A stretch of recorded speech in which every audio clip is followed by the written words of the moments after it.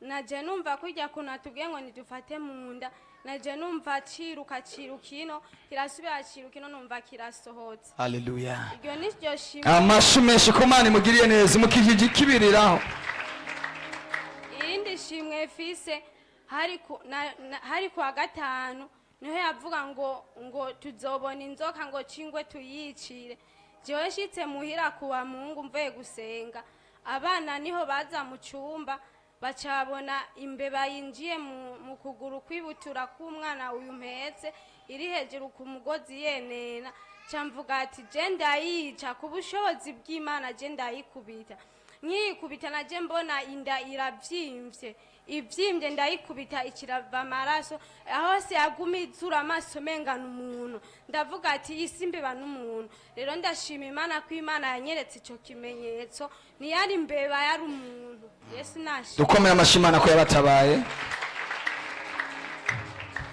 Ikindi shimira Imana hajya tubwiye ngo nituduza amaboko yasenze nza ndumva ibintu nyene biza biracagaguka mu maboko yiwanje canumva ibinyanya mu maboko yanje nizere ko Imana ariyo yantabaye hari byari byarakoretse mu maboko yanje. Haleluya. Yesu nashi Amashi menshi ku Mana.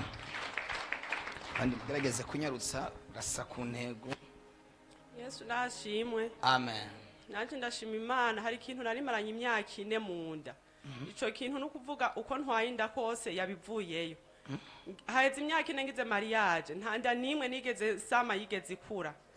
Harageze igihe rero abadogiteri bahora bankurikirana bambwira ati wewe rero ukuriye kurondera abantu basenga ati apana babandi basenga barondera amafaranga babandi basenga nabo barabamenye harabi Imana nyene yatumye ati kubera ikintu kiri mu nda yawe kirakomeye amahera twara yatanze twararusha rero ejo natanguye kuza ngaha dimanche numva umugongo ucise gose unjya uwo mugongo urongerekana naho nari nicaye ngaha ndavuga turabesha ndakira uwo mugongo wakize dimanche ntaha komera amashimana mu izina rya Yesu. Malendi naragarutse ndaza ngaha mardi ejo niho numvise ikintu gishinguka mu nda kirashinguka kiraduga ndakoma induro kuko cyaguma kigendagenda mu nda kiguma kigendagenda buri mwanya nasamye nico cyantanga kumenya ko nasamye ngiye kwa muganga bagapima bakabura byose ndabibamwuko imyaka 4 yose yari iheze rero nuno munsi namba cyari cyakwepeye mu bundi buryo numvise congera gushinguka kandi Imana ihabwa ishimwe ngira ubunanje ngiye icyakubuza bashavutse ngo ngira ako shetani kubera iki iyo ngira ivuye he kandi ugiye kuvyara. Amen. Ndabivugiye ku mugaragaro hano mugiye kumubona yibungenze kuko icamugirira nabi cishwe. Sema amina. Wa undi Imana ya Saula ikamuhungisha nawe Imana yaguhungishije mu izina rya Yesu Kristo. Amen, amen, amen. Imana yagutabaye ugiye gusama inda uvyara umwana ameze neza muzima abantu bose bagiye gutangara. Ugiye kumigwa n'abantu bumigwe n'abari barabikoze bagiye kumigwa. Sema amina. Hari abantu bakugiriye nawe bazi ko atawuzopfugeze ariko Imana igutabaye babibona. Imana iguhezagire cyane. Nyarutsa masara tujane. Hallelujah. Amen. Hallelujah. Mana sinzi ngene no ivuga je ku munsi wa gatandatu nari napfuye mvuye ngaho mu masengesho nashikiye mu bitaro. Tegereza mikro. Shikiye mu bitaro cyakoretse nani sanzwe ufise imbanyi kirino ikiravayo imaze kuvayo baramvura abaganga ibyabo nyene ca ndataha mugabe Imana yari yakoze nari navyutse hano mu masengesho maze gushika ku bitaro bamaze kumvura ntivyakunze yuko shoka nkira mugabe dimanche bace barandekura nibaza ngo ndaza gusenga hano ngushima Imana.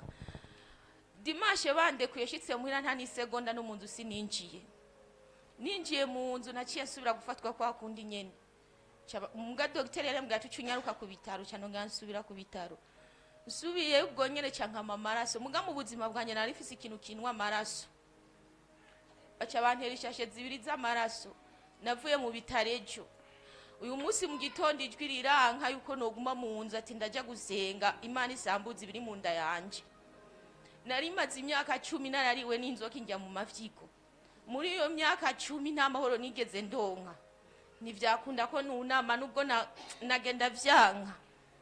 Ndavuga ati Mana, iyi nzoka indiye ni ubugombe bwawe. Oya ni ubugombe bw'abadayimoni. Ibizoba byose abari uzoguma unyiyereka nk'Imana. Ndavyara umwana agira kabiri, ugira gatatu, yarakwije imyaka 8 ntaramukurikiza. Muyo nagomba kumukurikiza niyo yarayivuyeyo. Ariko ndizera Imana yagombye kuntabara kugira ibiri mu nda biveyo. Reka icyo mpagutse nshima Imana, pastor yashitse ngaha naje vyanka, aravuga ati abantu inzoka zagiriye nabi nanje yari jewe muri iyo myaka 10 nta mahoro nigeze mbwira. Ariko ikintu nyamukuru nshatse gushimira Imana, pastor kwa gatandatu yavuze ati abasi banyu Imana igiye kubateza ivyago bagira ivyago. Mu ijoro rya saa 10 z'uyu munsi nijoro numvise telefoni isona, telefonwe nabi wacu mu Rumonge. Ati wanyo kwanyu nyoko bukwe mutoyi. Imana iramuhamagaye aratashe. Imyaka 10 nabayeho mu buzima bwanje ngirira nabi. Ariko eki Imana yarayimunkuye ko. Yesu ahabwe icyubahiro. Cyose pastor undambike ko ibiganza kuko jewe munsi y'abazima sinariho. Narabye icuro zibiri. Ariko nkabashima Imana kuba nkiri ku maguru abiri nkihema. Nico no mvuga ati Imana yarankoreye igitangaza kuva nabaho mu buzima. Dukomera amashimana mu izina rya Yesu. Mana ndamusengeye. Uburinzi bwawe mubeko, umugirire neza. Ibyari byarakoretse byose bishizwe ku iherezo, yinjire mu gihe gishasha, yinjire mu buzima bushasha, yinjire mu mwidegenzo. Mana urakoze ko mutabaye, mwami Imana agiriwe neza, ubwo bumara bw'inzoka bukaba muvuyemwo mu izina rya Yesu Kristo, amen. Amashimeshi ku Mana yacu. Okay.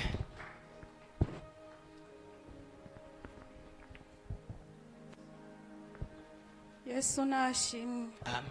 Yesu nashimwe kandi. Amen. Jewe nakuze ndipfuvyi. Ariko kubw'imfuvyi by'uwanje. Nta mahoro nigeze ndo. Ushika maze kuza kabiri. Ndabona ko hari ivy'Imana irikirankorera mu buzima bwanje. Yesu nashimwe. Nasaba pastor ko ndambika kwibiganza. Sumwanya kurambika kibiganza ushima Imana. Uzoze muri biro ndakurambika kibiganza ndakwakira. Uciwe umugenzo wo kubarambika kibiganza. Uzoze muri biro ndagusengere. Nitwoja mu byo gusengera abantu, uzofata umwanya uze ndakwakire. Yesu nashimwe. Amen. Yesu nashimwe shengero ry'Imana. Jewe ntako numva no bivuga birandenze. Jewe mpagaze ngaha nshima Imana, je ndafise igitero kimena umutwe. Uracagifise? Oya nari mfise igitero kimena umutwe, ico gitero nari narose ndibwa n'inzoka ngindomora mu ruhanga. Ico gitero rero umutwe umfashe, narira n'abana bakavuga ati mbe mawe nibiki bigufashe. Umutwe ikintu kigakubita ngaho kujya kumupanga. Ikindi gacha kivuna mugongo je sinzi gusuka amazi mu ibido nunamye. Nkene gusuka amazi mu ibido nayicara ku ntebe ngasuka amazi. Uko nunamye gwacha rugegene mugongo cyangwa mfukamye. Nukuri je Imana irantabaye nukuri. Ubu wumva umeze gute wawe umakize? Jewe numva meze neza kuko nzungagije umutwe kukari namvu cekera mwamazi. Uzungagize ture. Ndiko ndawuzungagize ku nta kintu nakimwe je numva mu mutwe. Nukuri je Imana irantabaye kandi nanifise n'ikindi kintu cari mu kuguru. Mu kuguru kwa Mungu je nari nkomeye. Ku mugoroba ntashe mvuye nyene kugasoko gusuma nshitse nyene ngashike muhira. Nza numva untureguye ngaha nyene aha nyene nukwirura beguru kugumva kurakwise ngo pa bukira nshitse muhira ngenda nshumbagira namaze amawo ubaye iki ko aravuye ngaho ukomeye ndabwa je muye n'igitero harugu tikani ibintu je banteze nyatamutse ibintu bukana mfise amazi ubwo ndahashira nshitse ha amazi numva imisonga ino mu birenge imisonga irakubita ari myinshi imisonga irakubita ari myinshi naho mugabazi rambaza we nibiki kukuguru kumugufashe byabaye gute watembye je sinatembye je nshise haje ubu rero wumva ameze gute nukuri je numva ameze neza ejo uko kuguna je ngaha bita ona kari gateka no kaguru kanje numva umenga ni ikintu kingana ngo ndagiteruye mugaba gushikisa rakaje numva nukuri Imana yarabaye numva ndiko ndaguterura kumeze neza abumvise gushima kwanje Imana baheze amashimeshe ko Imana yacu yamugiriye neza. Yesu Yesu nashimwe. amen. Naje mpagaze hano shima Imana igitangaza Imana inkoreye ubunyene. Pasiteri karadusengera yavuze ati ibyo mwatambutse byose bisohoke. Nziye numva ukuguru kwanje ibintu byinjira mu kuguru kugura byimba rwose kungana amahere kugira nga ndavuga ati Imana nanje nibisohoke biri muri kuno kuguru. Wumvise ko byimba tuko turasenga. Yego ndaterura numva birase ko nkura hasi. Ngumasenga nanye ngumasenga. Nze numva umwanya byose birasohotse. Numva ndameze neza. Haleluya. Nari maze imisi amaguru aguma vyimvye none ubu nakize Imana nishimye. Dukomera amashimana mu izina rya Yesu. Yakize. Yesu nashimwe. Amen. Nze gushima Imana. Imaze umwaka urenga. Yegereza mikoro uvuge nk'umugabo. Ngwaye imisonga ngaha ayi umutima uremerewe. Ariko nene nagiye kwa muganga kwipimisha. Abantu bara igitigu bambwira ati n'umutima ugira ushikirwe. Ciyewe ngaho oye barambwira ati ibintu by'amavuta n'umunyu hebe aciye ngora isafuriya imbabura ku nguvu ndanateka izonge. Aho narose umuti ariko iyo misonga n'umutima nguma numva haremerewe nta na kimwe sinumva gihinduka. Ariko no munsi naje ngaha ayi ariko dusengera cyane numva ya misonga mwe naha ivuye n'umutima numva hari mu rusameze neza. Dukomera amashimana mu izina rya Yesu. Mangashimire Imana ngashimire umubanyi twabana yarambyura tuzana muri burakeye aha Imana imuhezagira. Amen. Dukomera amashimana mu izina rya Yesu. Uzogenda upimishe kandi usubire kwa muganga bapime barabe ingene bimeze. Yesu ashimwe. Amen. Nanje numva shima Imana kino gitondo inkijije je nari mfise igitero nanje c'inzoka yarankomoye isigamwe ubumara bwinshi cane nagendana mu maguru numva nyene umuriro mwinshi cane ndiko naho naba nicaye numva umuriro ariko nkumva nosuka kwa amazi ntibihere none numva shima Imana kino gitondo aho bavuga ngo ubumara bw'inzoka bugira abo bavemo numvise nyene ibinyanya bije umubiri wose urajugumira ariko ndashima Imana ko byaheze byarangiye. Haleluya. Numva ndabishimiye Imana cane hari haheze hafi nk'amezi 2 ndabigendana ariko ubu munsi birarangiye mwizina. Dukomera amashi Yesu mu izina rya Yesu Kristo. Yakize. Kandi ndagana babwire si bya bindi bigenda wagera muhira ukumva byagarutse. Byarangiye burundu mu izina rya Yesu Kristo. Yesu ashimwe cyane. Amen. Yesu ashimwe kandi. Je mpagaze ngashima nukuri ndiko ndaraba je sinoshima ngo mpetse ivy'Imana ikirankorera muri yuburakeye tumaze imisi nzamu. Jewe nukuri nari maze imisi ifise ibitero byinshi. Ejo pastor yavuze ngo tuzokwica inzoka. Je nanje nari maze imisi ndota inzoka iri kiranja indya. Kandi ndiye nabyuka numva mbabara nk'umugongo canke kwizosi canke amaguru mugabo nkaca nzinduka ndasenga canke nkaca senga ubwo nyene numvise yandiye je rero nejo mwijoro twaraye turagwanira ikirangi kandi ejo nari nagiye muri biro kwa pastor ndabimubwira ati jewe nguma ndota ibintu by'inzoka iri kirangi atejo tuzozica wetekana nta ngorane bizohera je naje numva je mu bintu numva neza ko mfise y'inzoka kuko numva kigendagenda nko mu kuguru canka mwitako canka nkahaye mu maboko canke nkumva kwizosa haye numva ndemerewe rero ndashima Imana yangendereye je numva ameze neza. Imana ihabwa icubahiro. Amashikuma jai igihe pastor yadusenge twanyura mu mazi arimo amazi ya erayo bukeye mu gitondo naciye nzinduka mbona ku maguru mbona ngaho umenga byasohotse mbona ibintu umenga nidasaga umenga na mahwa yacumise kandi ari mu gitondo je ata ibintu by'amahwa naciye murabona n'ubujumbura nta namahwa mesha nta namahwa hari mugabo nareretse abo dukorana mu gitondo ndabwira ati twe ejo twarasenze turanyura mu mazi ari mu era cyavuga ati Imana akugendera ahubwo shimira Imana aho byarasohotse kandi nagiye numva gahengwe biriko bigenda neza ambise gushima kwanje Imana ibaheza amashikuma. Yesu nashimwe.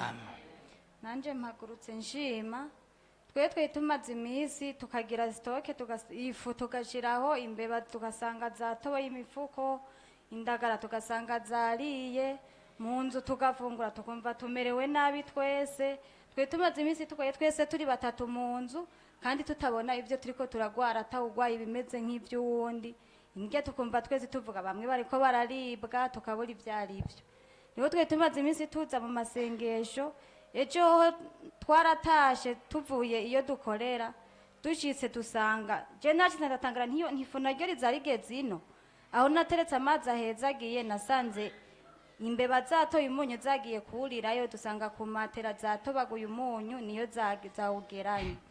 Rero jewe naje mu gitondo turashika ngaha turiko turasenga numva ndamenetse umutwe numva mu maso birasuka nemaze imisi ngwaye numva mu gatuza nyine kiriko kirarya istomiri kiraharagura hagire pastor yavuze ati ariho umuntu aremerewe mu gatuza navuze nti Imana ni jewe ndafata ndagumya ni jewe. Rero nagiye numva biriko birahera numva akayaga karaciye mu maso wa mutwe uraheze ndize nivyo vyo munzi zo mbeba zagira ivyo byose ko bihagaze mu muza gusanga vyagiye mu izina rya Yesu Kristo dukomeye Imana amashi menshi. Yesu nashima. Amen. Shimiye Imana mu kino gitondo ko yemereye ko shika mu kino kibanza. Ejo nari mvuye ngaha muri Burakeye maze kuva ngaha muri Burakeye ndataha muhira ndongera ndasubira ahantu nsanzwe nkorera ntashe mu ijoro ntarugurura nca numva ibintu bimvunye ngaha mu maguru mu kwinjira ninjiye mu nzu ngenda ndacumbagira ndavuga ati ibi nibiki nca na telefone umugenzi wanje ramazi ati urafise amazi ahezagiye arambwira ati yego woshobora kuyanzanira cyambwira ati ego ndayakuzanira ndashira kuko nshizeko numva umuriro uduga mu rubavu hose ndavuga ati Mana nukuri undengere ejo nzoje muri Burakeye nabyutse numva n'ubundi biracariko ariko ndavuga ati naho biguma bibandanya n'ubundi ndibuhira ngenda muri Burakeye ndaza renga muri Burakeye niho reba ariko barasenga bavuga ati ibiri mu maguru hose byiruke jewe naciye numva ibinyanya hose uru ruhande gose byose numva umubiri wose ibinyanya shimiye Imana reko yankijije amuse gushima amashi kuri Kristo. Yesu ashimwe. Amen. Yesu ahabwe icyubahiro. Amen. Nanjye gushimira Imana ikikoze muri iki gitondo. Kubona mpagaze hano shoboye kuduga ngahagarara aha ndashimira Imana. Ongereza akavura imibasha. Ndashimira Imana. Yongereze hariya. Okay. Naje ngaha ntazi yuko ndahashika. Ahubwo mbere muramwumva inyuma. Ahubwo mbere nari yongereze hariya volume. Narinzi yuko nja kwicara hari inyuma kubera narinzi neza yuko ntashobora gushika muri iki kibanza kubwo igitero nagize ejo gisa n'icyari cyampararije ukuguru nta buzima kwari kurimwo ngomba nicare hari inyuma umwana yagomba mpe intebe hari inyuma ntoya nobuma mbaye umwana mu mpemure kanduge ngombe ngwe hajya hagati ntacu ndaduga buhoro buhoro mbona ndashitse nga. Haleluya.